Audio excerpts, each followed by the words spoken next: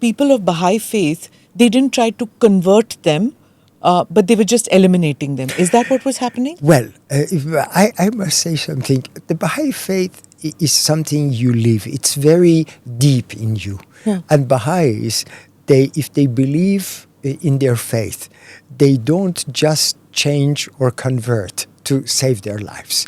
So it's a very, very good question that you ask. Most of the time, the Baha'is who were assassinated or they were put on trial, they were given the choice to change their religion, to convert, to save their lives. But it is so profound. If I may say, my brother, and then I will say that because that's related to your question, my brother, one other thing that was done by the current regime, they forbid Baha'i youth to attend universities unless they would declare that they are Muslims. So in the entrance forms of universities, there is a religion column, which is very different from India. When you get an Indian visa, I got now, when you go, among the choice, you have Baha'i. Oh. Yes, so you can cite you are Bahai, you are Zoroastrian, etc. In Iran, they give you only it's Islam, Christianity, and Judaism, and Zoroastrianism. These are the 4 choices you have. Nothing else is accepted. And if you don't cross, for Baha'is, this is their faith. They are ready to give their lives for it. So they don't play that game.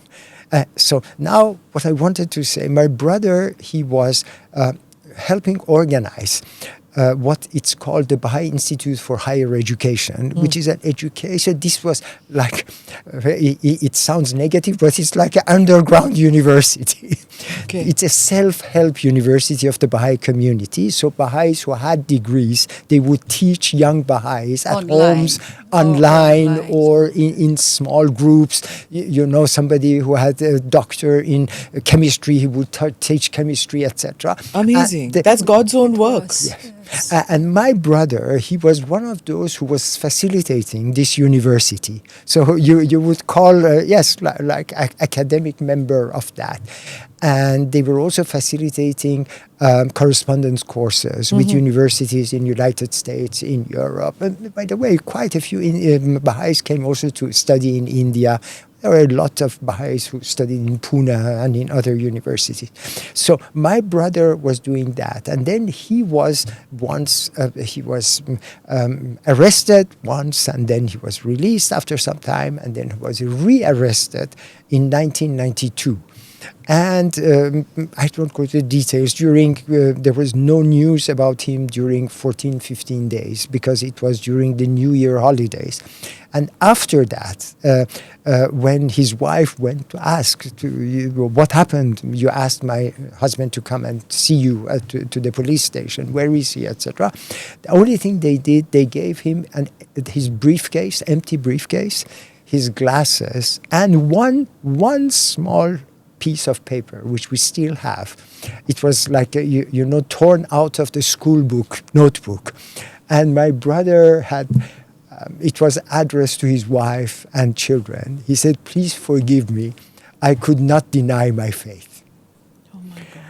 And so he was asking forgiveness that he left them. And he did not deny his faith. And there was a few words for me and my sister to take care of his family, etc. So this goes to the point that Baha'is are ready to sacrifice their lives rather than deny their beliefs, because it's not just a badge, it's very profound. Can you tell me a little bit about what it means to you, the Baha'i faith? The Baha'i faith, yes. In fact, Baha'i faith has the main message is unity of word, unity of people, of religions, that we are all from the same source, the same God.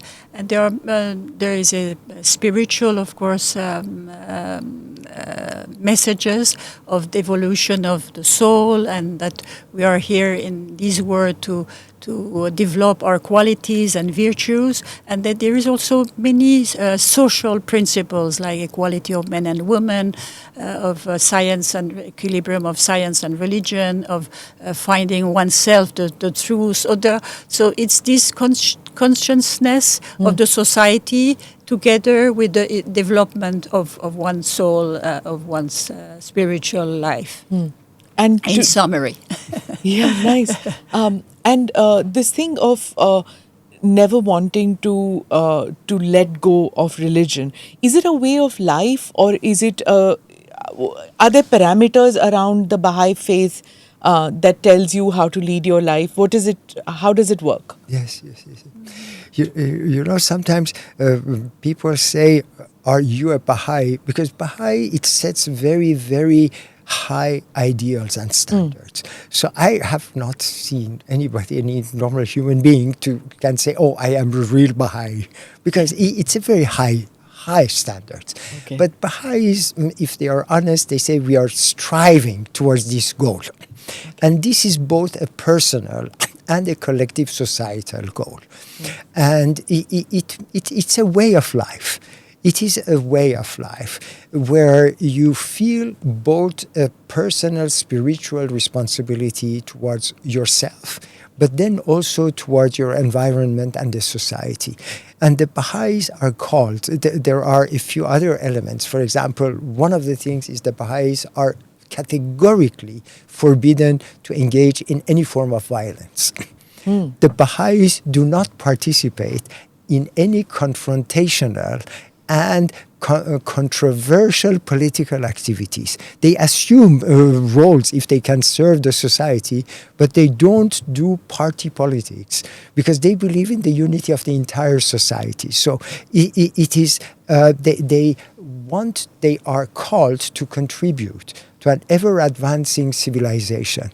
They are loyal to all governments. So if a Baha'i lives in India, 100% loyal to the rules and the laws of the country. They are loyal citizens. So there are some principles that they try to educate both the individual and the society to come to a higher level. So I don't know if I answered your question. When you are talking about the fact that Baha'i don't engage in violence, which is so true because in our personal story, I mean, when we heard about my father, the assassination of my father, we lived in Switzerland at that time. And, well, they were they interviewed me in the TV about what happened, etc. And just the next day, there was a Swiss publisher, editor, who contacted me and asked me to write a book. So, of course, in this situation, I was far of thinking of writing a book, but he pushed me very much, etc. So I wrote a book, and the name is The Baha'is, or Victory over Violence. Oh. So, which was the same message that, of course, we are extremely sad of what had happened, dramatic situation, but we will not engage in reacting with violence, but we try to construct a world where we can live in harmony and peace. So that was if I may bring my interaction with Baha'is would be that the first was, of course, the Lotus Temple. Yes. And then when I got into the workspace, and of course I've been to the one in Israel, but when at the workplace, I was making a documentary when I was just 23 years old. That's all. And I'd gone to Bangkok, and I said, I want to meet with. I was probably a little older, 93, I think it was. And so I was interviewing some Indian Muslims. And then somebody said that, okay, we're going to this person's house. He's a very noted Muslim, Indian Muslim origin, but second generation, has been living out here. So we went out there. I said that, no, first let's eat together. My family is here. So there were 3 sons or daughters, sons and daughters-in-law and everybody. And then they took out this large plate. It was communal eating, everybody eating together. And during the conversation, I got to know that they are Baha'is.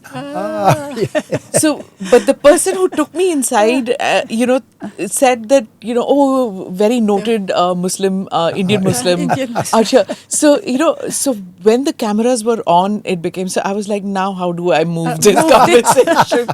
So then I started reading up a little bit about, Yes. the Bahai community in Thailand and what they have done. And then subsequently, of course, during work, like when we were talking about our current Prime Minister, Mr. Modi's connection with the Baha'is. The Bahai community in Gujarat is very Yes. closely associated with the BJP and with Mr. Modi. So these things came up. You get to know more about. Otherwise, it's such a small community, so close. They don't talk about it much.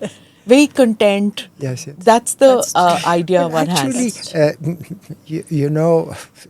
it's always, as I mentioned, it's a work in progress. I would never say, oh yes, the Baha'is have reached this or that. But as part of their beliefs and their teachings, Baha'is are invited to act rather than to talk about it. I see. Or as you say in English, to walk the talk, which makes things much more difficult. Okay. Speaking about something. So when you speak to your children, are your children also, are you born as Baha'is, or well, do you? in fact, Baha'is, there is no Baptism. baptism like in Christianity, or we are not automatically Baha'is.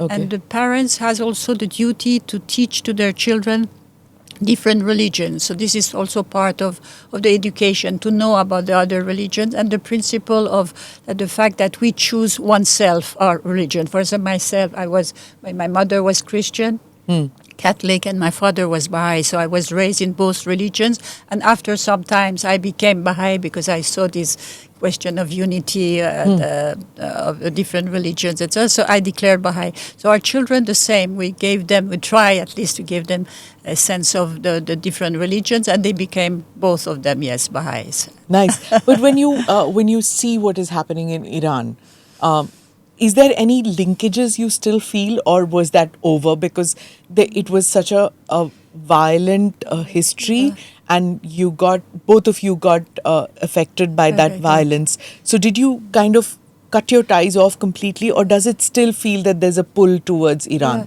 So, I mean, to come back to your first question, what was Iran for you? For me, still, my love for Iran, for the population, for my childhood, for our house, the warmth of my family, Iranian family, who are extremely peaceful and nice, and we have still very good friends in Iran.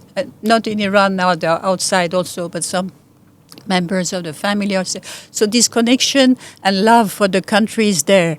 So of course we love it, and it's more emotional, emotional than, and we travel to not think of the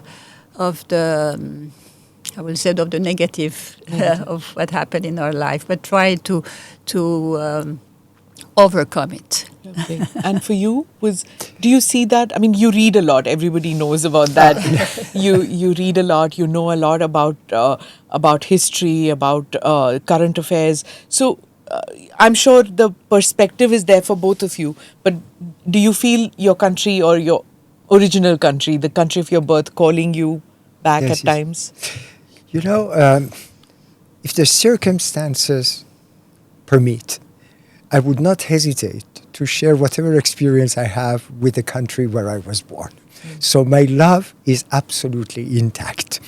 Recently, one of the Iranian diplomats who knew about our business activities, etc., was telling me, why don't you do l'opéra in Iran? I said, I would like to do it, but I don't think they will let me do it. And he said, and then he said, because he knew we were Baha'is, he said, perhaps now it's not the right time. So for me, it's a little more complicated. I feel emotionally, and my sentiments and my feelings are Oriental. So if you go deep, I like the same things, qualities that you have in India: hospitality, love for family, this warmth, etc. So this is distinctly Oriental. Yes. Then my way of thinking Because I was raised also, I went to French school. It's very Cartesian. It is very logical. This is quite French. And this is the country which opened its arms and gave us our citizenship and really gave us the shelter, the place where we could now call home. But then there's also a third dimension. Since I was trained in a Germanic and Swiss-German environment, my work ethics and my way of work is more Germanic. So it makes a combination of Oriental, Iranian, French, and German. So if I would analyze myself, so that's what I would feel. But there is no doubt that we love Iran. And, historically, we know it has happened to almost all countries. There are ups and downs. So we want to see these conditions because it is not reciprocal. We love no matter who is in power. And we would just like Iranians want to live as peaceful citizens and help contribute to the development of the country. They are not at all engaged in wanting to change the regime.